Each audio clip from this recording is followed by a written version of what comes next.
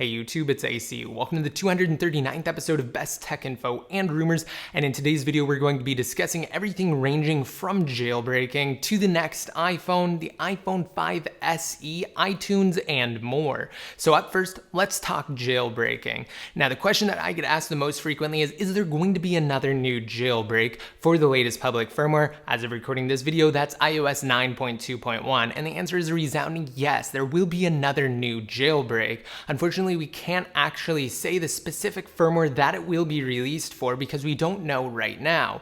But there will be a new jailbreak, rest assured. And I think what's starting to happen as of late because of TaiG as well as Pangu's entrances onto the jailbreak scene is that we're starting to become more accustomed to frequent jailbreak releases. We actually have to take a look back for a second before we move forward into some of the new information. So if we look back to the evaders, who unfortunately no longer contribute to jailbreaking, they initially released an iOS 6 jailbreak on February 4th for 6.1, which was later patched on March 19th by iOS 6.1.3. And there wasn't a new jailbreak utility until iOS 7.0.4 on December 22nd, 2013. That was over 9 months. So there only used to be one jailbreak utility for every major iOS release. For iOS 6, there was only one jailbreak. And for iOS 7, there was only one until Pangu came onto the scene and released their 7.1.x jailbreak. So we're lucky that we're actually receiving jailbreak utilities as quickly as we are, and when we actually look back, or rather speed up from the release of the evasion jailbreak until now,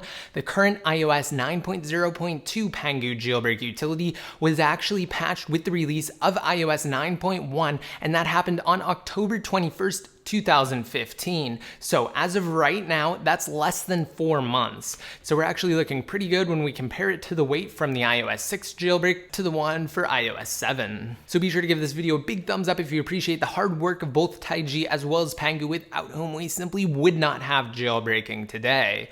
Now let's get into our current situation. Unfortunately, as I mentioned previously, the latest 9.0.2 jailbreak was patched a while ago, almost 4 months, by iOS 9.1. We're currently at iOS 9.2.1, and I'm going to level with you. iOS 9.3 beta was released last week, and that definitely was not a good sign, because when a new jailbreak utility is released for a firmware that jailbreak developers are going to target, then that usually takes about 1 to 2 weeks following the release of said targeted firmware. So that's an indication that TaiG hasn't actually accomplished a complete untethered jailbreak yet, because we don't have one for iOS 9.2.1, and we most likely won't have a new jailbreak until iOS 9.3 is released. With each passing day, it becomes more and more likely that they'll target the next firmware instead of iOS 9.2.1. That's just an unfortunate reality we're going to have to start to come to grips with. However, iOS 9.3 is expected to be released this spring, and that could actually be as early as next month, March, especially when you consider that OS 10.11.4 is expected to be issued in March. It could be accompanied alongside iOS 9.3, which is some great news if that ends up being the firmware that either TaiG or Pangu end up targeting. So more thumbs up for that. Remember, previously TaiG was confirmed by one of their associates to be working on a brand new jailbreak utility. However, they then pulled their confirmation, likely because the jailbreak wasn't fully complete and TaiG encountered complications during the development process. However, there is some good news, and it actually makes sense to wait for iOS 9.3. We're going to mention that in just a second, but first I want to talk about the second most asked question that I receive. Why can one individual, being Luca Tedesco, jailbreak iOS 9.2, 9.2.1, and now 9.3 when whole teams like Pangu and even TaiG can't?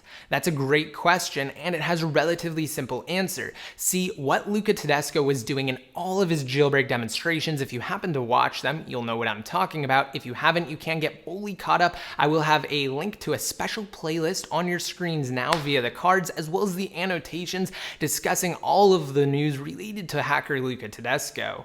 So essentially, he employed the use of what's known as a fail break. And we're not talking about a fail break in its original meaning, which simply meant a jailbreak that could not be issued because it did not fully incorporate mobile substrate, which now is called Cydia substrate, of course. But what we're talking about is a jailbreak that simply cannot be released because it relies on the use of an Apple developer account. So forget the legality implications that has alone, and let's focus on the fact that if it were released, which of course it could not be, then you would actually have to have an Apple developer account, which of course is $99 a year to be able to use it. And what's more, it would not be easily deployable by your average everyday jailbreaker. So that simply does not apply to the current situation, and we can't look at Luca Tedesco and TaiG as well as Pangu and compare them against one another because the hacker simply doesn't have a releasable jailbreak. Now remember, timing is everything when we're talking about the release of a brand new jailbreak utility, especially when deciding which firmware is best to target. Remember, we haven't really had a situation like this in the past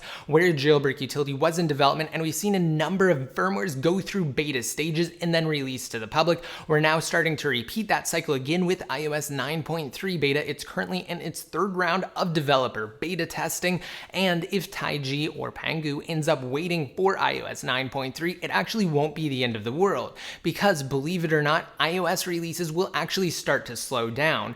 And you might say, hey, if they're going to target iOS 9.3, Apple could just release another firmware or put it through beta stages, something like iOS 9.3.1 or 9.4, to then just push the jailbreak back further.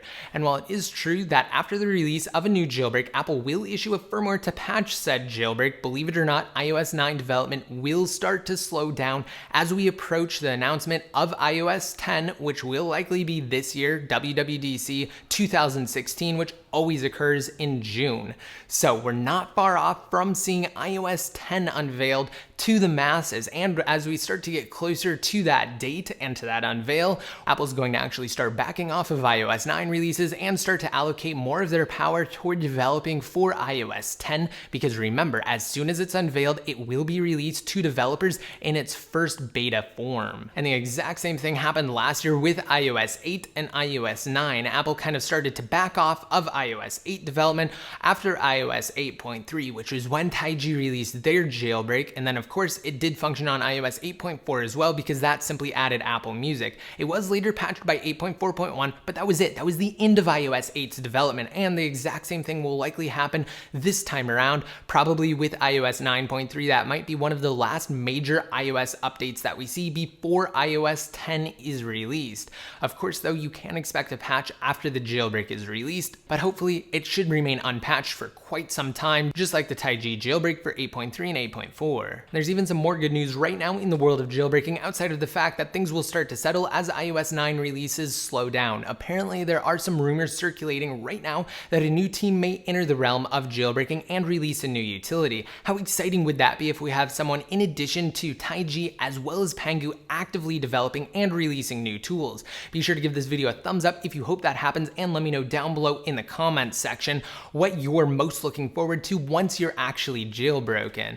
And of course, don't forget, I will have a link below in the description to my untethered jailbreak update playlist. I keep you guys completely updated and informed every step of the way, anytime anything new happens in jailbreaking. Be sure to subscribe if you have yet to, that way you won't miss out. Also, I've devised a really awesome way for you to receive instant jailbreak notifications the very second a new utility is released. Click on the card that should be on your screens right now for more details. Now, next up, I want to talk about a really cool and incredibly innovative new social app that I'm sure a lot of you will really find interesting. Essentially, what it does is it allows you to take pictures and build collages with your friends, but it goes a step beyond that. It's called PicPal, and with it, you're able to send selfies back and forth and watch a collage build in real time. The coolest part, though, is that you can actually change out the pictures in the collage whenever you want. So it's dynamic and always relevant, kind of like a conversation through pictures.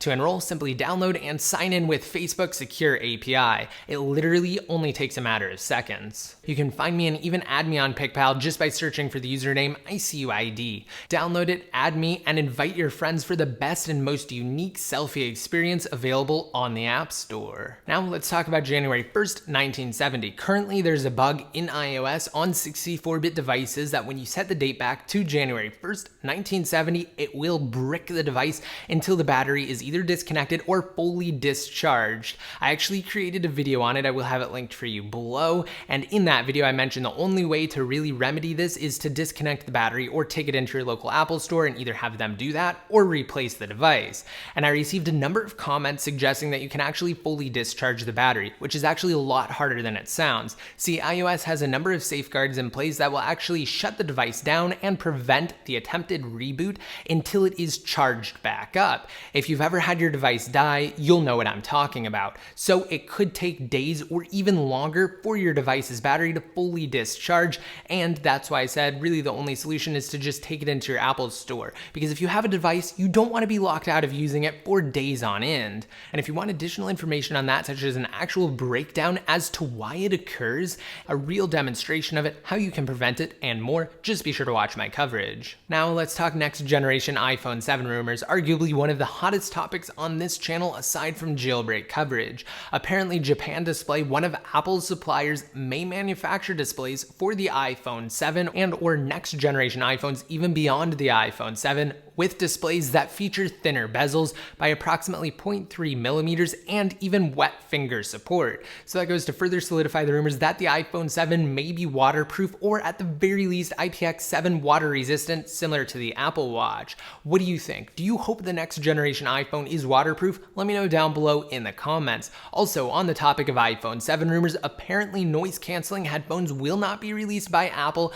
at least for this iPhone generation, and instead they may save it for the 2017 iPhone 7s. However, unfortunately, the next gen iPhone will not feature a 3.5 millimeter headphone jack, at least if you believe the rumors. Remember, we have discussed it a number of times on this channel. Instead, the headphones will likely connect via the Lightning port, which will actually enable higher quality audio. So at least that's a plus.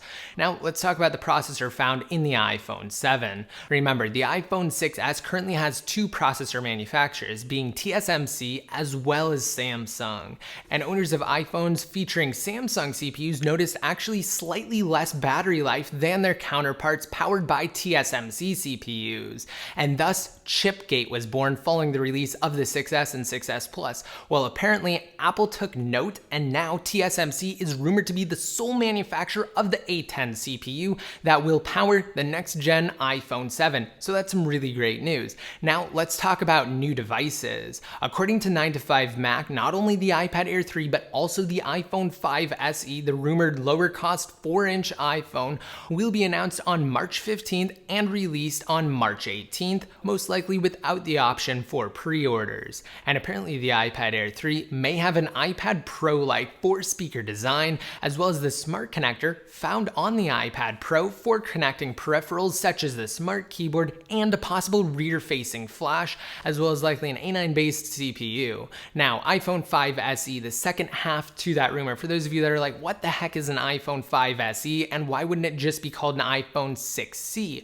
I actually created an in-depth video on the purported lower cost 4-inch iPhone, which is expected to have similar specs to the iPhone 6s. I will have it linked for you down below in the more info, and spoiler, I think it will most likely be called the iPhone 6C and not the iPhone 5 SE, but we'll just have to wait and see. Apparently though, the device will be featured in 3 different colors according to Makatakara. We will have silver, space gray, as well as pink, a completely different hue from the rose gold that we have on the 6s and 6s Plus. Now let's talk iTunes. Apparently the program may receive a complete overhaul. Eddie Q was on a John Gruber podcast recently stating that they're continually reevaluating iTunes and that a possible new iTunes may be released alongside OS 10.11.4 next month. Rumor has it they may actually separate the Apple Music component from iTunes and offer 2 different programs. Let me know what you think about that or anything else discussed in today's episode below. Don't forget there are links down in the description, and if you want to be updated even more often, such as anytime I cover new jailbreak utilities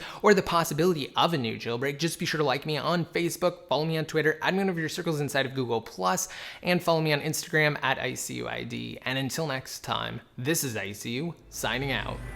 Join the iCrackUriDevice community on Patreon to help out the channel and to be featured in videos similar to these top contributors. Click the link on your screens now if you're on desktop, or check below.